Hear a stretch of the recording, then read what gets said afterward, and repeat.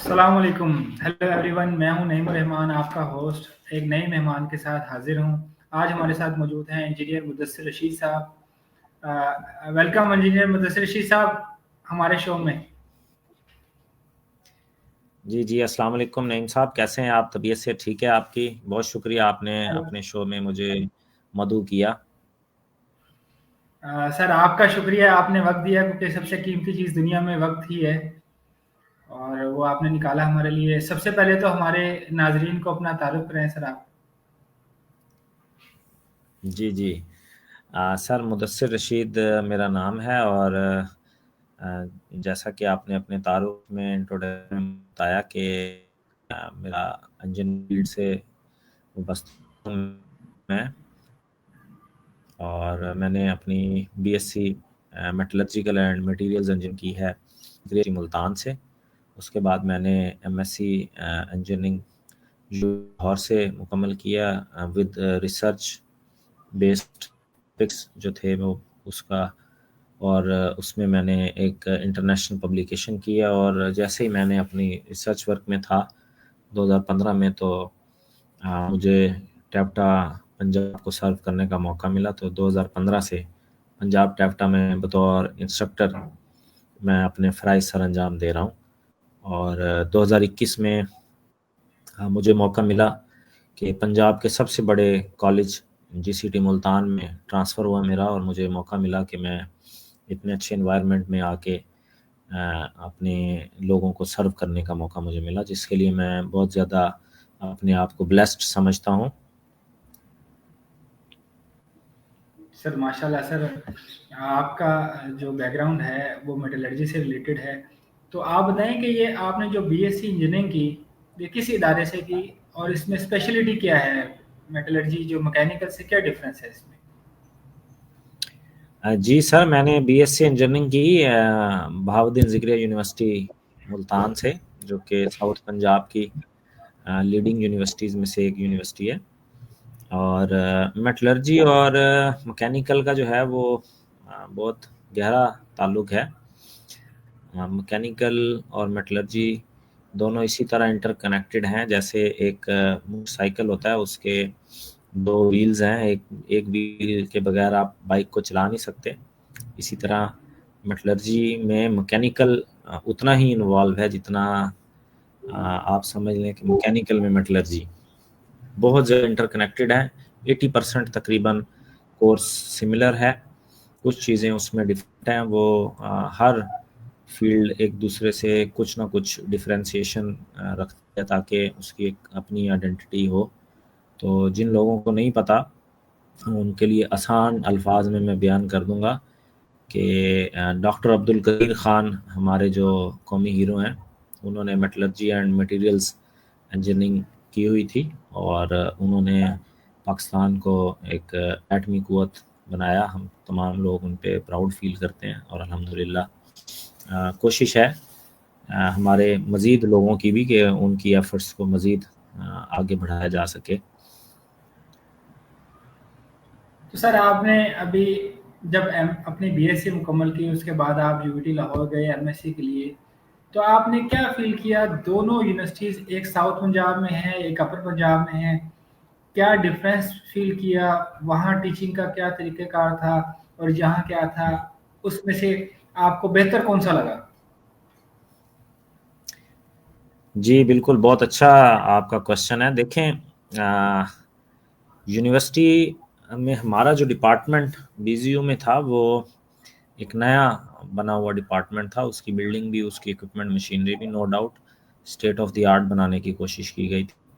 लेकिन जो मैंने फ़र्क महसूस किया वो ये फ़र्क महसूस किया कि यहाँ पे जो टीचर साहिबान हैं वो रिस्ट्रिक्ट करते थे आपको बतौर स्टूडेंट के। आपने लैब में इन इक्विपमेंट को साथ बहुत ज़्यादा सोफिस्टिकेटेड इक्विपमेंट है, बहुत सेंसिटिव है, इससे दूर रहना है, या इस पे ये एहतियाती तदाबीर हैं, और प्रैक्टिकल शायद आप समझ लें कि ना होने के बराबर। जबकि वहाँ पे मैंने इस चीज़ को ऑब्ज़र्व किया कि बेशक उनकी इक्विपमेंट मशीनरी, उनकी लैब्स थोड़ी पुरानी है, लेकिन स्टूडेंट को फुल कॉन्फिडेंस दिया जाता था कि आप लैब में ज़्यादा से ज़्यादा वक्त गुजारें, इक्विपमेंट मशीनरी आपके लिए है और आप लोगों ने ही इसको बचा के रखना है और इसको यूटिलाइज भी इफेक्टिव करना है। तो वहाँ तो हमारे एक टीचर थे जो मेरे एमएस के सुपरवाइज़र भी हैं, अल्लाह ताला उनको मज़ीद तरक्कियाँ दें, डॉक्टर रफ़ीक साहब।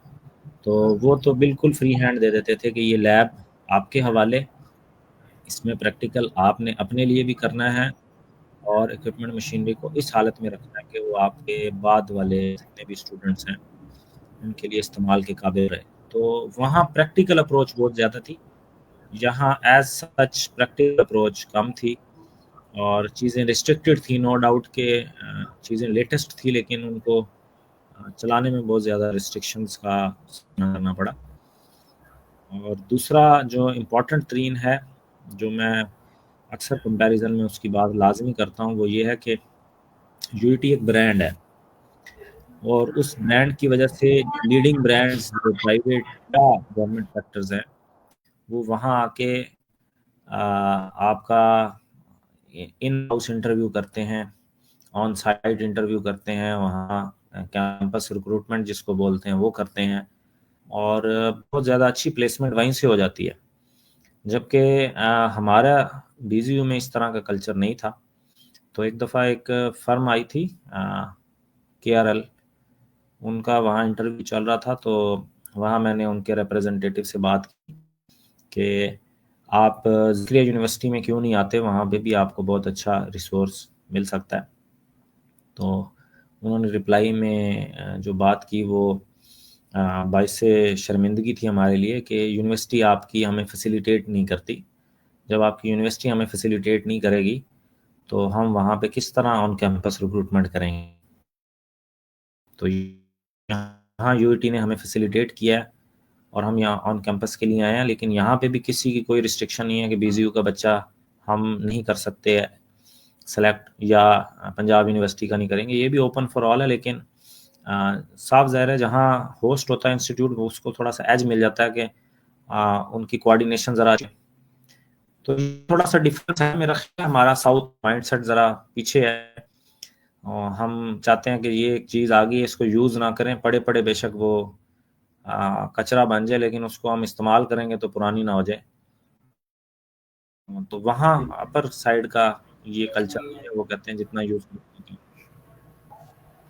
चलिए सर, ये तो हो गया स्टडी के हवाले से कि वहाँ जी की बिल्डिंग्स, इक्विपमेंट्स और उनकी फैकल्टी। अगर हम स्टूडेंट पॉइंट ऑफ व्यू से बात करें कि स्टूडेंट की मेंटालिटी अपर पंजाब की यूनिवर्सिटीज़ में और लोअर पंजाब की यूनिवर्सिटीज़ में, इसमें आपने क्या फ़र्क देखा कि स्टूडेंट किस तरह बिहेव करते हैं लोअर पंजाब में, साउथ पंजाब में और अपर पंजाब में? देखें, नो डाउट के वो यूनिवर्सिटी जो है वो अपर पंजाब में लोकेटेड है, लेकिन आप अगर उसका पिछले 10 साल का डाटा निकालें तो आपको हैरानी होगी कि ऑल अक्रॉस द पाकिस्तान उसमें काफ़ी स्टूडेंट्स हैं, उसमें लोअर पंजाब के भी हैं, उसमें अपर पंजाब के भी हैं, सिंध के भी हैं, केपी के भी हैं, बलूचिस्तान के भी हैं, फाटा, काफ़ी लोग वहाँ मौजूद हैं और इवन फॉरेन कंट्रीज़ के भी लोग हैं। वहाँ माइंडसेट इस चीज़ का नहीं है कि जो मैंने ऑब्ज़र्व किया कि स्टूडेंट किस एरिया से आया। वहाँ असल बेसिक माइंडसेट है कि आप टीचर आपको किस लेवल पे लेके जाना चाह रहा है। तो वहाँ फ्रीडम है, आपका हर किस्म का फ्रीडम है। फॉर एग्जांपल है छोटी बात लेकिन वो लिंक से लिंक होती है, आपको बताऊं कि डे फर्स्ट से हम अपने एक आईटी रजिस्ट्रेशन सेंटर हमें विजिट करना होता है, वहाँ हम अपना डाटा देते हैं और हमारा लैपटॉप जो है वो 24 आवर्स के लिए किसी भी यूनिवर्सिटी के मकाम पे हमारा लैपटॉप का मैक एड्रेस वहाँ होता है। तो हमें full high speed internet with full access to ResearchGate कि हम कोई भी research publication free of cost download कर सकते हैं यूनिवर्सिटी के अकाउंट होने की वजह से। सेकेंडली हमें वहाँ पे विंडोज़ और माइक्रोसॉफ्ट ऑफिस के बारे में लाइसेंस वर्जन दिया जाता है, हमें की दी जाती है उन 4 इयर्स या जितना भी आपका टेन्योर है। तो ये एक छोटी सी चीज़ है, लेकिन इसका इम्पैक्ट क्या है आपकी एजुकेशन के हवाले से कि you have to feel free कुछ आपने डाउनलोड करना है तो आप जाएं, उस आपका मैक एड्रेस उनके पास मौजूद है, उससे आप जो डाउनलोड करेंगे वो फ्री ऑफ कॉस्ट होगा, रिसर्च के हवाले से, टॉपिक्स के हवाले से। सेकेंडली, टीचर वहाँ जो हैं वो जो टीचर हैं वहाँ वो सिर्फ टीचिंग नहीं कर रहे, वो इंडस्ट्री के साथ कंसल्टेंट भी हैं। तो उनको इंडस्ट्रियल बैकग्राउंड इतना पता है, इंडस्ट्री के प्रॉब्लम इतने पता है कि वो अपने लेक्चर में उन इंडस्ट्री के प्रॉब्लम को भी डिस्कस करते हैं, और उससे नेक्स्ट जनरेशन है वो तैयार होती है कि हाँ इंडस्ट्री में ये प्रॉब्लम भी आ सकता है, उसके लिए हमें इस तरह तैयार होना है। फील की है टीचिंग स्टाइल और उनके टीचिंग स्टाइल में फ़र्क है। हमारे स्टूडेंट में कोई फ़र्क नहीं है, वो चाहे यहाँ पढ़ रहा हो या वहाँ पढ़ रहा हो। इट्स जस्ट लाइक कि हमारे पास जीसीटी में एक स्टूडेंट मुल्तान का है और एक स्टूडेंट आप समझ लें जलालपुर पीरवाला या इससे बैकवर्ड एरिया कहीं और से आ जाए, तो स्टूडेंट की मेंटालिटी में फ़र्क नहीं है, उसमें हमने उनको किस तरह टीच करना है उसमें फ़र्क होगा और उसी से उसकी ग्रोइंग होगी। सही सर, बड़ी ज़बरदस्त तरीके से आपने इसको एलेबोरेट किया। अच्छा सर, आपने एमएससी की, आपने बताया कि मैंने उसमें थीसिस किया, रिसर्च थीसिस। तो आपने जिस टॉपिक जी पर आपका रिसर्च पब्लिकेशन है, उस टॉपिक के बारे में बताएं, कि उसमें आपने क्या रिसर्च की, किस हवाले से थी, और वो क्या वो हमारे लिए बेनिफिशियल है, मतलब पाकिस्तान के पॉइंट व्यू से अगर हम उसको देखें तो। जी, मैं नईम साहब पुरानी बात का लिंक ही है यहाँ पे। मैं एक और बात, वो पुरानी बात का लिंक है ये रिसर्च टॉपिक में, ये बड़ी इंटरेस्टिंग स्टोरी है, मैं वो आपके साथ शेयर करूँगा। जो मैंने रिसर्च टॉपिक को चूज़ किया वो मैंने अभी भी बताया, काबिल एहतराम डॉक्टर आसिफ रफ़ीक साहब, जो कि पुर्तगाल से अपनी पीएचडी मुकम्मल करके आए, तो उनके साथ एक सिटिंग हुई, उसमें हमने टॉपिक को शॉर्टलिस्ट किया, उसके बारे में पढ़ा और हमने फाइनलाइज किया कि हम इसको करेंगे। वो टॉपिक भी मैं आपको थोड़ा बताता हूँ आगे, ये थोड़ा सा इसको मैं समझा दूँ। तो हमने उसमें सबसे बड़ा हमारे लिए चैलेंज था कि उसका इक्विपमेंट मशीनरी यूआईटी लाहौर में मौजूद नहीं है टेस्टिंग का। तो टेस्ट के बगैर आप बेहतर समझ भी माशाल्लाह एमएस कर चुके हैं कि टेस्टिंग एंड रिजल्ट्स के बगैर आपका जो रिसर्च का काम है वो अधूरा है, नामुमकिन है। तो उस पे हमारे टीचर ने हमें गाइड किया कि okay we will do this, we get this test from this institute, from this, I have links over there and over there. जो कि यहाँ जो पिछली बात चल रही थी यहाँ के टीचर्स में नहीं है। यहाँ के टीचर्स क्या देते हैं कि ठीक है ये आपका प्रोजेक्ट है, आपने देखना है इसको जहाँ से भी परफॉर्म करवाना है। Number one. नंबर टू, उसमें एक एलसीआर मीटर होता है जो इम्पिडेंस मालूम करता है, जो इलेक्ट्रिकल प्रॉपर्टी है। तो उसके लिए हमने सर्च किया, तो एक प्राइवेट यूनिवर्सिटी, पाकिस्तान की लीडिंग यूनिवर्सिटी है लम्स, वहाँ वो इक्विपमेंट मौजूद था फिज़िक्स डिपार्टमेंट में। तो यहाँ से वो स्टोरी इंटरेस्टिंग स्टार्ट होती है।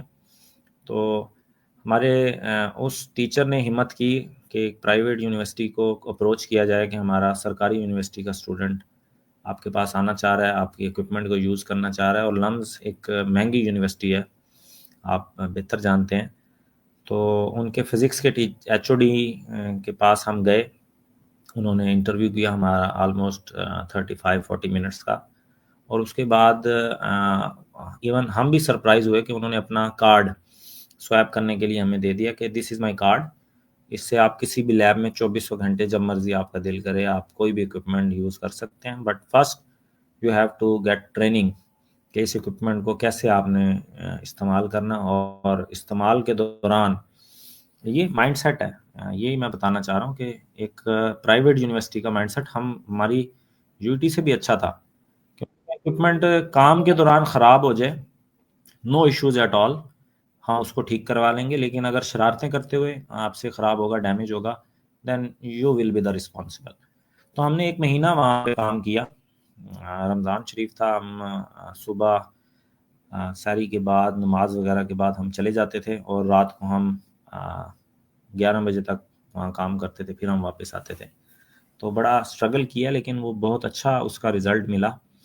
और जहाँ तक रही मेरे रिसर्च टॉपिक की बात, वो हमने काम किया था structure property relationship of piezo electric ceramic. तो जिन लोगों को नहीं पता उनको मैं थोड़ा सा बता दूं, what is piezo electric material? Piezo electric material ऐसे हैं कि उनको अगर आप एनर्जी दें, इलेक्ट्रिकल एनर्जी, तो वो मैकेनिकल एनर्जी में कन्वर्ट कर देंगे। Just like your mobile phone का वाइब्रेटर है, वो एनर्जी बैटरी से लेता है और वाइब्रेट करता है, और वाइस वर्सा कि अगर उसको हम प्रेस करें तो वो इन रिटर्न आपको इलेक्ट्रिकल एनर्जी प्रोवाइड करता है। तो उसका स्ट्रक्चर प्रॉपर्टी रिलेशनशिप था, कुछ उसकी इन्हांसमेंट की गई थी। उसका बेसिक यूज़ क्या था? जो पीजो इलेक्ट्रिक एक्चुएटर्स होते हैं, जो आपके जेट इंजन्स में इस्तेमाल होते हैं, प्रिंटिंग मशीन्स में इस्तेमाल होते हैं, बैटरी स्टोरेज डिवाइसेस में इस्तेमाल होते हैं, असल में उसका मकसद था उनकी एफिशिएंसी को इंक्रीज़ करना। तो अल्हम्दुलिल्लाह हमने जो रिसर्च की है वो एक इंटरनेशनल जर्नल में पब्लिकेशन हुई है उसकी, और उसकी I am very proud to say कि मोर देन 1000 साइटेशन हो चुकी हैं। साइटेशन इज़ अ थिंग कि आपका रिसर्च आर्टिकल को, आपके आर्टिकल के पब्लिश होने के बाद कितने लोग उसको अपने आर्टिकल में बतौर रेफरेंस इस्तेमाल करते हैं। तो मोर देन 1000 लोगों ने उसको पढ़ा है और उसको बतौर रेफरेंस आगे रिसर्च में इस्तेमाल किया है। तो it's a huge thing.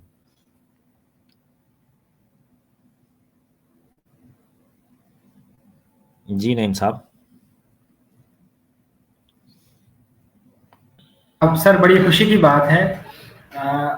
Sir उसके बाद आपने चूंकि रिसर्च के साथ एमएससी की, क्योंकि जो बंदा रिसर्च के साथ कर रहा होता है, एज ए रिसर्चर काम कर रहा होता है, उसका माइंडसेट डेवलप हो जाता है रिसर्च के हवाले से। तो आपने पीएचडी क्यों नहीं परस्यू की? मतलब आप एक इतने हाई लेवल की आप रिसर्च कर चुके थे, उसके बाद पीएचडी परस्यू करते, तो वो आपने क्यों ना किया? जी, हमारे ज़िक्रिया में एक टीचर होते थे, आमिर रियाज साहब। तो वो बहुत ना मोटिवेशनल टॉक्स उनको बहुत पसंद थी। तो वो एक बात कहते थे जो उस ज़माने में शायद हमें ज़्यादा अच्छी तरीके से समझ नहीं आई, लेकिन मैं अपनी क्लास में अब कहता होता हूँ कि अपॉर्चुनिटी जो है वो आपको बता के नहीं आती। अपॉर्चुनिटी आएगी और ब्लाइंडली आएगी, और आपको उसके लिए तैयार रहना है कि कब आपने उस अपॉर्चुनिटी को ग्रैब करना है।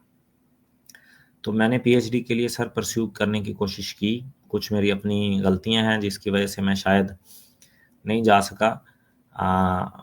मैंने एक एचईसी का टेस्ट होता है, हैड टेस्ट, वो मैंने पास किया, और हमारी एक डिस्ट्रिक्ट मैनेजर होती थी, उनको मैंने एप्लीकेशन सबमिट की फॉर एनओसी।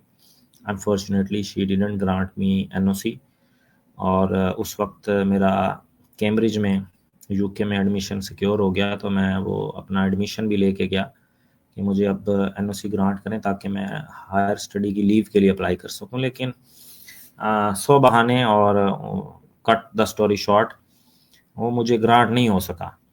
तो then I have two options, I had two options कि मैं एनओसी का वेट करूं या मैं रिज़ाइन करके वहाँ चला जाऊं। तो मैंने एक अपने साहबका कोलीग हैं और एक दोस्त हैं और एक टीचर, 3 लोगों से मैंने डिस्कस किया। तो मेरे टीचर क्योंकि एचईसी की स्कॉलरशिप पे जा चुके थे, तो उन्होंने मुझे थोड़ा सा गाइड किया, और in the end we decided कि we should not go for the HEC scholarship due to certain reasons. Pakistan में जब गवर्नमेंट चेंज होती है तो स्टूडेंट को सफ़र करना पड़ता है फॉरेन में। तो ही सेड कि अगर आप इतने काबिल हैं कि आप एचईसी का स्कॉलरशिप कैम्ब्रिज के लिए सिक्योर कर सकते हैं, then you are good enough कि आप डायरेक्ट यूनिवर्सिटी का भी स्कॉलरशिप अचीव कर सकते हैं, और आपको उसके लिए जाना चाहिए। देन मोटिवेशन फेड्स और आज हम यहाँ हैं। लेकिन वो स्पार्क है अपने अंदर, दिल करता है कभी देख के कि इन चीज़ों को परस्यू किया जा सके। Who knows, अभी किसने कल देखी है, मैं भी कल किसी और जगह पे बैठे हूँ आप जैसे दोस्तों के ताउन से। इंशाल्लाह इंशाल्लाह। अच्छा सर, ये तो चलें, एक एजुकेशन से डायरेक्ट टीचिंग सेक्टर में कैसे आना हुआ आपका? ये कैसे आप एकदम से सर्च करके और टीचिंग सेक्टर में आ गए? नहीं साहब, ये यकदम से नहीं है। असल में यूटी में बहुत अच्छा एक कल्चर डेवलप हो गया था। वो ये था कि बतौर टीचर असिस्टेंट मैं वहाँ काम करता रहा, आसिफ साहब को असिस्ट करता रहा, उनकी कुछ लैब्स को मैं कंडक्ट करवाता था बीएससी की, और उनके साथ इतना क्लोज ताल्लुक बन गया था कि अक्सर जो है ना उनके काम करने में होता था कि लर्निंग करनी है, इस काम में भी लर्निंग है। तो टीचिंग का थोड़ा सवाल हुआ। टीचर्स बतौर टीचर हम बीएससी की क्लास को हेल्प आउट करते थे इन प्रैक्टिकल एंड अदर कैलकुलेशंस, और उस दौरान ही टैफ्टा की जॉब आई तो अप्लाई किया। तो अल्लाह ने मेहरबानी की, शफकत की, मेहरबानी का नतीजा ये है कि आप उस फील्ड में आ गए। तो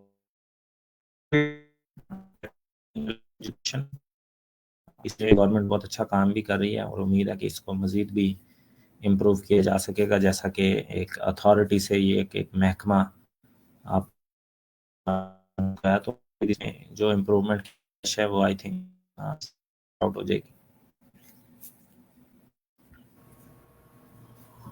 अच्छा सर, मेरा सवाल ये है कि जब आप टीचिंग सेक्टर में आ गए और एक इदारे में आप अपॉइंट हो गए, क्योंकि हमारे यहाँ जो टेक्निकल इदारे हैं वो या तो बच्चे मैट्रिक पास होते हैं या अंडर मैट्रिक होते हैं। आपका चूंकि पहले अपने प्रोफेसर के साथ एक्सपीरियंस रहा है यूनिवर्सिटी की क्लासेस कंडक्ट करवाने में, तो आपको क्या फील हुआ यूनिवर्सिटी की क्लासेस से डायरेक्ट अंडर मैट्रिक या मैट्रिक के स्टूडेंट को पढ़ाने का तजुर्बा कैसा रहा आपका? क्योंकि मेंटेलिटी जो है बच्चे की, जो अंडर मैट्रिक की या मैट्रिक पास की, वो डिफरेंट होती है। एफएससी करने के बाद जो इंजीनियरिंग परसू कर रहा था उसकी मेंटेलिटी मुख्तलिफ होती है। तो आपको क्या डिफरेंस लगा इनको पढ़ाने में? जी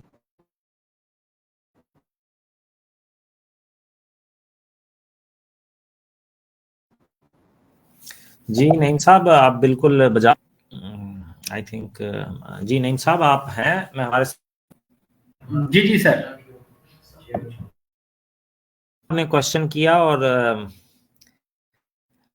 आपने बिल्कुल सही फरमाया, बजा फरमाया। एक तो मेंटालिटी एजुकेशन वाइज आपने बिल्कुल ठीक फरमाया, और दूसरा मेरी जो पोस्टिंग हुई वो सोने वो जलालपुर पीर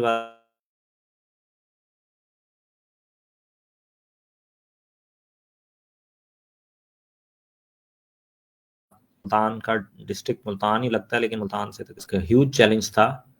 वहाँ के लोकल्स को उनकी ज़बान में समझाना बहुत चैलेंज था। एक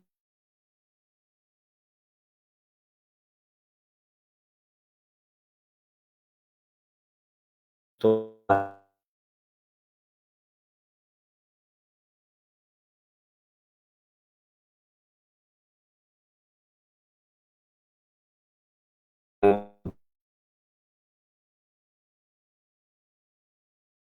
वो एक अननोन और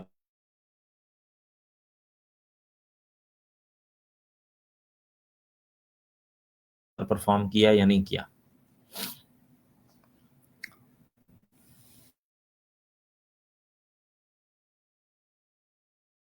जी नईम साहब। जी सर। अच्छा सर, आप जीसीडी मुल्तान में हैं और जीसीडी मुल्तान एक बड़ा इदारा है, तो आप क्या यहाँ आके क्या फील करते हैं एक बैकवर्ड इलाके में पढ़ाने के बाद और एक बड़े इलाके में पढ़ाने का? या वो बच्चे जो मैट्रिक पास हैं और कुछ ना कुछ बेहतर हैं अंडर मैट्रिक बच्चों से, और 3 साल के डिप्लोमे में आपके पास फर्स्ट ईयर की क्लास भी होगी, सेकेंड ईयर भी होगी, थर्ड ईयर भी होगी, थर्ड ईयर तक पहुँचने तक सारे बच्चे मैच्योर हो जाते हैं। तो आप क्या फील करते हैं यहाँ पढ़ाने में? कैसा फील होता है आपको?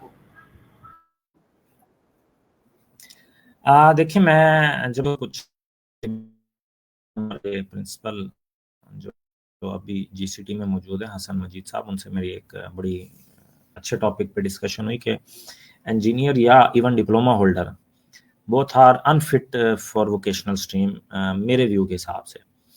क्योंकि इंजीनियर जो होता है वो या इवन डीए या बीटेक पास, वो उसका काम है प्रॉब्लम को सॉल्व करना, न्यू जो टेक्निक्स हैं उनको लर्न करना और बच्चों को गाइड करना। जबकि हमारा जो वोकेशनल सेटअप है, मैं 6 साल 6.5 साल वहाँ गुजारा है, लेकिन जो हमारा वोकेशनल सेटअप है वो अगेंस्ट है।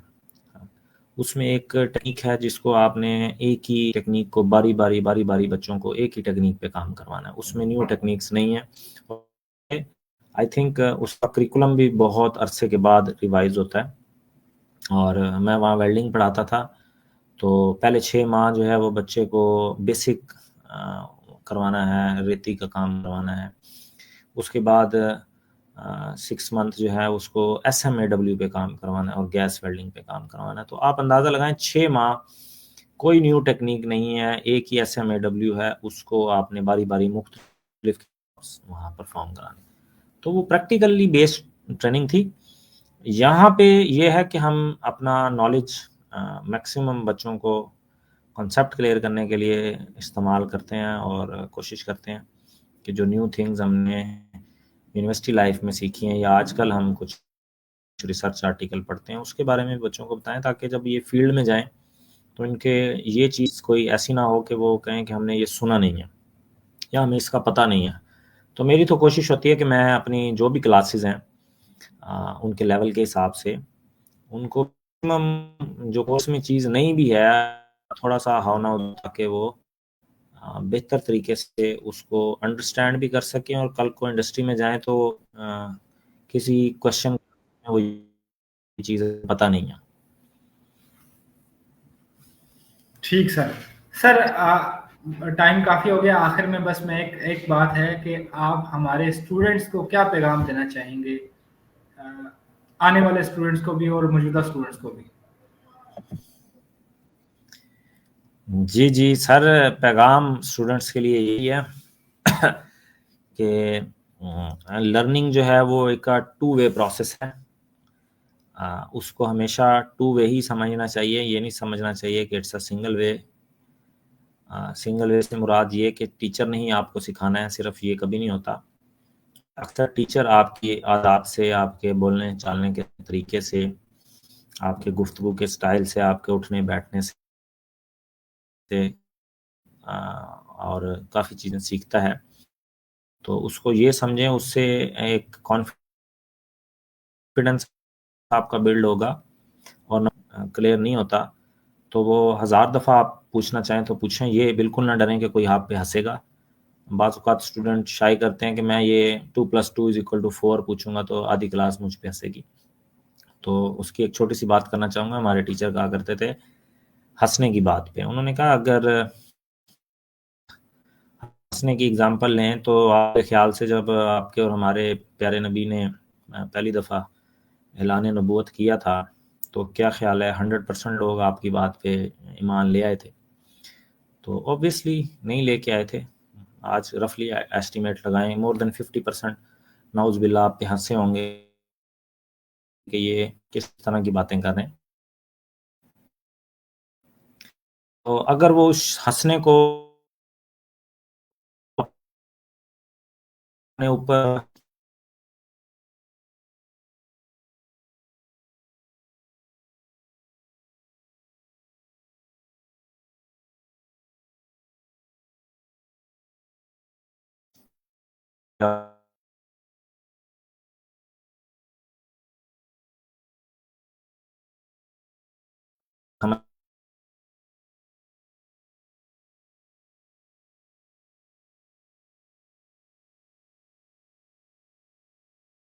तो आप हमारे पास